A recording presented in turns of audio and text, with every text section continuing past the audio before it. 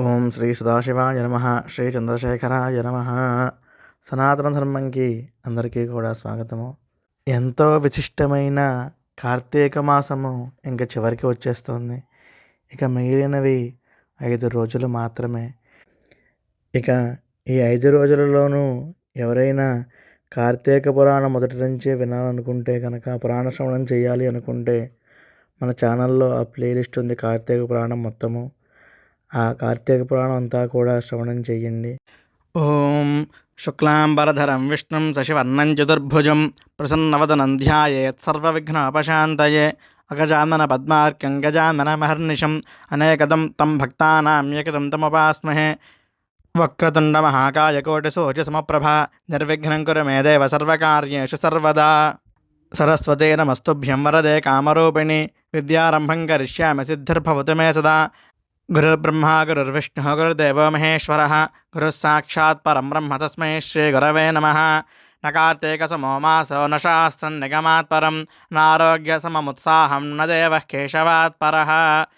ఓం శాంతం పద్మాసనస్థం శశిధరమకుటం పంచవత్తం త్రినేత్రం శూలం వజ్రం చ ఖడ్గం పరశమభయతం దక్షభాగే వహంతం నాగం పాశం చ ఘంటాం ప్రళయహతవహం సాంకుశం వామభాగే నానాలంకారయుక్తం స్ఫటికమణినిభం పార్వతీశం నమామి. ఓం వాగర్ధావివ సంపృక్తౌ వాగర్థ ప్రతిపత్తయే జగతః పితరౌ వందే పార్వతీ పరమేశ్వరౌ.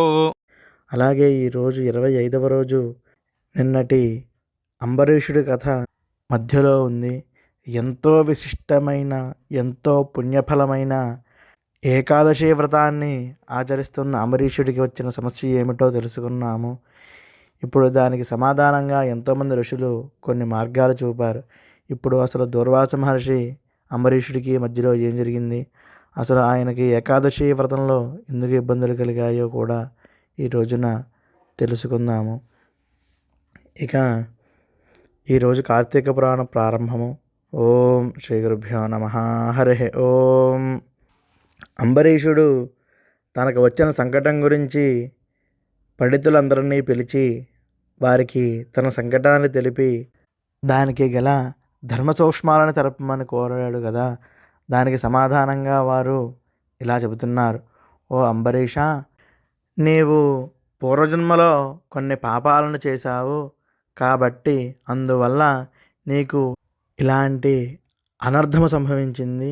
ఇందులో మేము ఏదో సలహా చెప్పినా దానిని ధర్మము అని నిర్ణయించడానికి శక్తి చాలకుండా ఉంది మాకు. కాబట్టి నీవే ఏదైనా యోచించి మంచిది అనుకున్న దానిని చేయి అని విద్వాంసులు అందరూ చెప్పారట. ఇక వారు చెప్పిన దానిని విని అంబరీషుడు వారితో ఇలా అన్నారట. ఓ మహాశైలారా, ఏమైనాను ఈ ద్వాదశిని విడువజాలను. భోజనం మాట అటు ఉంచి ముందు మంచి తీర్థాన్ని తాగుతాను, అందువల్ల నాకు ద్వాదశ ఫలం లభిస్తుంది అని అంబరీషుడు మరికి ఏమీ ఆ విషయం మీద చర్చలు ఏమీ చేయకుండా భగవంతుని ఎదుట ఉన్న తులసి తీర్థాన్ని కొద్దిగా తీసుకుని ఆ శ్రీమన్నారాయణను తలుచుకుని కొద్దిగా తాగారట. సరిగ్గా అదే సమయానికి స్నానానికి వెళ్ళిన దూర్వాస మహర్షి అక్కడికి తిరిగి వచ్చారట. వచ్చి ఆ దృశ్యాన్ని చూశారట. అంబరీషుడు తులసి తీర్థం తీసుకోవడం చూసి వెంటనే సహించలేకపోయారట. అప్పుడు వెంటనే దూర్వాస మహర్షి కోపోద్రిక్తుడు అయ్యారట. అయ్యి అంబరీషుడితో, ఓ అంబరీష, నీవు ఈ విధంగా చేయుట వలన ధర్మచ్యుతుడు అయ్యావు. నన్ను భోజనానికి పిలిచి అతిథి మర్యాదలు పాటించకుండా నువ్వు ముందే భోజనం చేశావు. ఇది మహాపాపము, మహా అవమానము. ఆ శ్రీహరి శ్రీమన్నారాయణుడు ఏమి సహించినను బ్రాహ్మణ అవమానాన్ని మాత్రము సహించడు. ఇలా అతిథిని, బ్రాహ్మణుడిని, మహర్షిని అవమానించి మహావిష్ణువును నువ్వు అవమానించావు. నీ వంటి వాడు ఇంకొకడు ఉండడు. నీకు రాజ్యగర్వము, ధనగర్వము, నేనే గొప్ప భక్తుడను అనే గర్వము వచ్చాయి. నీ వంటి గర్వోన్ముక్తుడు ఇట్టి మహాపవిత్ర వంశమున ఎలా జన్మించాడో నాకు అర్థం కావట్లేదు అని రకరకాలుగా బాధపడి ఆ అంబరీషుడిని దూర్వాస మహర్షి దూషించారు. ఇక దూర్వాస మహర్షి కోపాన్ని చూసిన అంబరీషుడు భయంతో వణికిపోయాడుట. వినయభావాలతో భక్తిభావంతో వంగి వినయపూర్వకంగా నమస్కరించి ఇలా అన్నాడట: ఓ మహాముని తిలక, అజ్ఞానమున నేను మహాపాపం చేశాను. సహజమగు బ్రాహ్మణ శాంత స్వభావమున నన్ను క్షమించండి అని ప్రార్థించారుట. ఇక ఈ మాటలు వినేసరికి దూర్వాస మహర్షికి కోపము మరింత ఎక్కువైందిట. అతని హృదయము అవమాన భారంతో భగ్గున మండిపోతోందిట. ఇక ఏ విధంగా తన క్రోధభావాన్ని అణిచిపెట్టుకోలేక, ఓ రాజా, ఇలా నన్ను అవమానము చేసిన నీవు అనేకమైన హీనజన్మలు ఎత్తుతావు అని ఎంతో గొప్ప భయంకరమైన శాపాన్ని ఇచ్చారట. ఇక అంతటి శాపం ఇచ్చిన తర్వాత ఆ శాపముతో కానీ దూర్వాస మహర్షి హృదయము శాంతిని పొందలేదుట. ఇక అదే సమయంలో శ్రీహరి అంబరీషుడి హృదయంలోకి ప్రవేశించి, మహాముని, నీ శాపము నేను ఎంతో సంతోషపరుడై అనుభవిస్తానని చెప్పారట. ఇంకా అలా చెప్పినా కూడా దూర్వాస మహర్షి కోపము శాంతించలేదుట.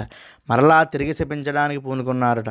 ఇంతవరకు జరిగేది చూస్తున్న ఆ శ్రీమన్నారాయణుడు ఇక ఆలస్యం చేయకూడదనుకుని, మంచి మాటల వలన లాభం లేదు అనుకుని, సాక్షాత్తు ఆ శ్రీమన్నారాయణుడు తన చక్రాయుధాన్ని దూర్వాస మహామునిపై ప్రయోగించేశారు. ఆ చక్రాయుధం చూడ్డానికి ఎంతో అద్భుతమైన కాంతితో అగ్నిజ్వాలలు కక్కుతూ దూర్వాస మహర్షిపైకి వెడుతోందిట. ఇక అంతటి గొప్ప చక్రాయుధాన్ని చూసేసరికి దూర్వాస మహర్షి భయపడి అక్కడి నుంచి పారిపోవడం ప్రారంభించారట. పారిపోయి మొత్తం ముల్లోకాలు తిరిగారట. కానీ ఆ శ్రీమన్నారాయణుడి చక్రాయుధము మాత్రము ఆయనని వెంబడించడం మానలేదుట. ఆయన వెనకే వస్తోందిట.